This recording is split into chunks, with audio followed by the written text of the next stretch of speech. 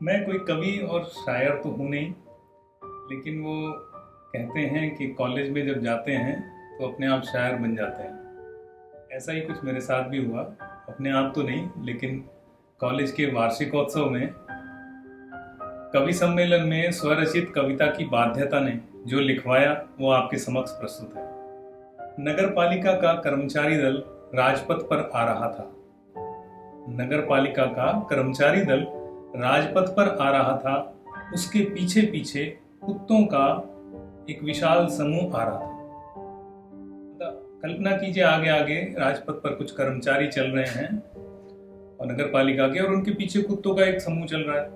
तो थोड़ा लगता है कि कुछ स्वाभाविक नहीं है।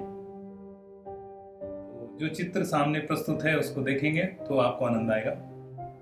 नगर पालिका का कर्मचारी दल राजपथ पर आ रहा था। उसके पीछे पीछे कुत्तों का एक विशाल समूह आ रहा था। कर्मचारियों ने एक खंबा कंधों पर उठाया हुआ था। कुत्तों का मन भी कुछ ललचाया हुआ था। हमारी समझ में कुछ नहीं आ रहा था।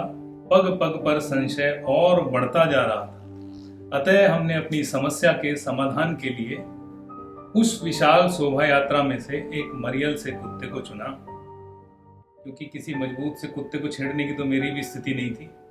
तो उस विशाल शोभा यात्रा के सबसे मरियल से कुत्ते को मैंने चुना।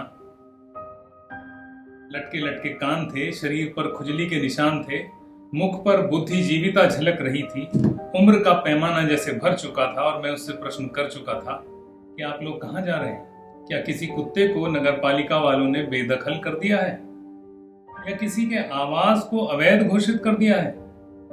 कहीं आप कुत्ता अधिकारों की रक्षा के लिए जिला अधिकारी को ज्ञापन देने तो नहीं जा रहे, या जिला कुत्ता काउंसिल के मध्यावधि चुनाव तो नहीं करा रहे?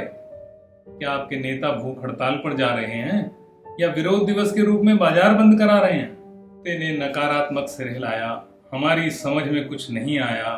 थोड़ा ठहर कर बड़े गर्व से कुत्ता बोला, अरे ये फालतू के काम तो हमने आदमी पे छोड़ रखे हैं, और इसके लिए तो आदमी ही काफी है।